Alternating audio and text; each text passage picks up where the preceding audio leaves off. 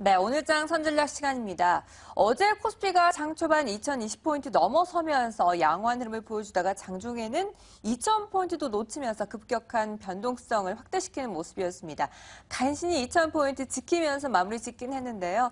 기업들의 실적 발표도 이제 정점에 다다르고 있는 상태입니다. 오늘도 굵직한 기업들이 대거 포진되어 있는 상태에서 오늘 시장 어떻게 바라보면서 전략을 세워봐야 될지 함께 고민해 보도록 하겠습니다. 메리츠증권증권 광화문 금융센터의 김지훈 과장과 함께합니다. 안녕하십니까? 안녕하십니까? 네, 어제 우리 시장 보고 놀랐습니다. 처음 뚜껑 열었을 때는 우리 시장 참 좋구나라고 생각을 했었는데 웬걸요? 장 마감할 때는 2000포인트 겨우 지켜내는 모습이었습니다. 외국인들이 시장에서 발을 빼는 모습이었죠. 12거래일 만에 매도를 확 돌아서는 현물시장 움직임 보여줬고 선물시장에서도 8천억 계약이 넘게 매도를 체결하면서 하방 압력을 가하는 모습이었는데요. 어제 시장 도대체 어떻게 평가를 해야 될까요? 네, 그렇습니다. 어제 사실 그 전날에 FOMC 회의 결과가 나오면서 시장은 그렇게 나쁘지 않았습니다. 이 회의 결과가 시장에서 예상하던 바대로 이 점진적인 금리 인상에 대한 기존의 입장을 확인시켜주는 그 정도의 결과였기 때문에 시장의 시작은 괜찮았습니다만 중간에 이제 일본 중앙은행이 문제였죠. 여기에서 이 시장 예상과는 다르게 기준금리도 그대로 마이너스 0.1%로 동결을 하고 또 자산 매입 규모도 늘리지 않겠다는 이러한 발표를 하면서 시장에서는 조금 더 추가적인 양적 완화를 기대했던 부분들이 아무래도 크게 실망감으로 작용을 한 것 같습니다. 그렇게 되면서 사실 그동안 국내 시장의 상승을 크게 이끌어왔었던 외국인들이 어제 좀 크게 이탈을 하는 모습을 보여줬고요. 오히려 기관들 같은 경우는 뭐 지금까지 글로벌 경기보다는 국내 증시 밸류에 맞춘 투자를 해왔었는데 오히려 기관들 입장에서 보기에는 또 외국인들이랑 입장이 또 전혀 다르게 됐습니다. 외국인들은 그동안 글로벌 경기에 근거해서 매수를 해왔기 때문에 이번 일본 중앙은행의 정책이 자기들이 보는 이 글로벌 경기 시각에서 본다면 상당히 좀 부정적인 이슈로 보인다면 하지만 기관들 입장에서 본다면 이러한 글로벌 경기 이슈보다는 국내 지금 상당히 다양한 여러 업종들의 실적이 굉장히 계속해서 예상보다 상향되고 있는 모습이거든요. 삼성전자도 영업이 6조가 넘게 나왔고요. 그리고 기타 정유, 화학, 건설, 은행 이런 전반적으로 산업 전체가 시장 예상보다 실적이 굉장히 좋게 나오고 있습니다. 그동안 외국인이 꾸준히 국내 시장을 매수하면서 상승으로 이끌던 동안 기관들 같은 경우는 이 국내 시장의 밸류 부담 때문에 적극적으로 매수에 나서지 않는 모습을 보여줬었는데요.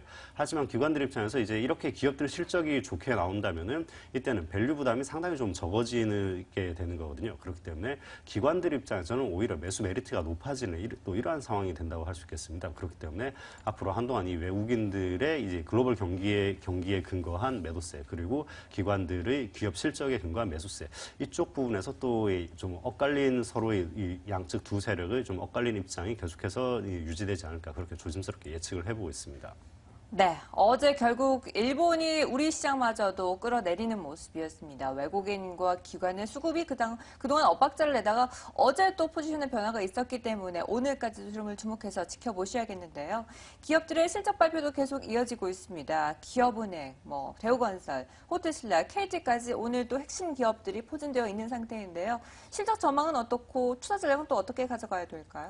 네, 방금 말씀해 주신 이 기업들 같은 경우도 지금 당초 올 한 1, 2월 달에 이 기업들의 실적을 추정했을 때 이 당시보다는 상당히 이 추정 실적이 계속해서 높아지고 있습니다. 지금 기업은행 같은 경우 1분기 순이익이 약 한 낮게 추정하는 리서치 센터에서 약 한 3,500억 원 그 정도로 예상을 하고요. 높게 예상하는 데서는 3,700억 후반까지도 예상을 하고 있습니다. 일단 전년 동기 대비해서는 거의 비슷한 수준이긴 하지만 전분기 대비해서는 좀 상당히 많이 높아지고 있는 상황이고요. 최근 들어서 은행 금융업종 전체, 특히 은행업종 쪽으로는 순이자 마진이 상당히 좀 안정적으로 확보가 되면서 이 이익이 상당히 빠르게 개선되고 있는 그런 모습을 보이고 있습니다. 특히 기업은행 같은 경우는 아무래도 좀 중소기업 관련 대손 부담이 좀 있었는데요. 하지만 지금 최근에 시장에 관심은 중소기업보다는 오히려 해운과 관련된 대기업 쪽 이 신용 부담이 더 있기 때문에 오히려 기업은행은 이 중소기업 쪽 대손 관련 부담은 좀 이렇게 시장에서 관심이 그렇게 좀 많이 멀어지고 있는 그런 모습이고요. 그리고 국채은행이란 이러한 특성상 또 계속해서 이렇게 높은 배당 성향을 가져갈 수밖에 없는 이러한 특성, 이러한 것들 때문에 투자자들에게는 상당히 좀 메리트로 많이 다가오고 있는 것 같습니다.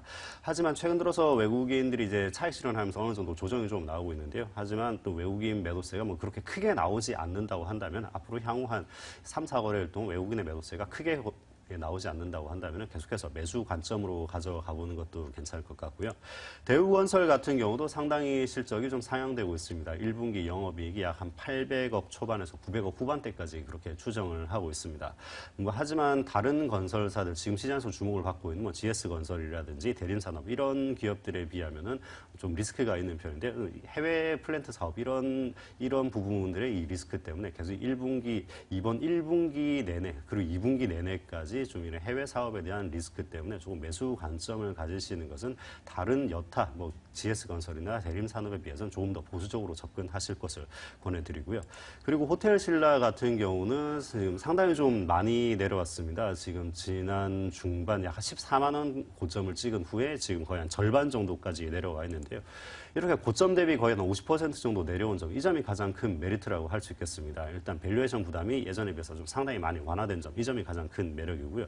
그리고 또 이 호텔신라 같은 경우는 이제 기업 이름이 호텔신라긴 하지만 실제 매출은 90%가 거의 면세점 쪽에서 나오고 있습니다. 이 면세점 사업이 그동안에 좀 경쟁이 심화가 되고 또 정책적 리스크 때문에 상당히 좀 시장에서 좀 리스크가 좀 많이 부각된 측면이 있는데 하지만 정책적인 리스크 역시 기존에 이제 이 면허 기간을 5년으로 줄인다고 했다가 다시 10년으로 또 늘리겠다는 이러한 또 보도가 나오고 있습니다. 그렇기 때문에 정책적인 리스크 역시 다시 좀 완화되지 않을까 그렇게 기대를 하고 있습니다.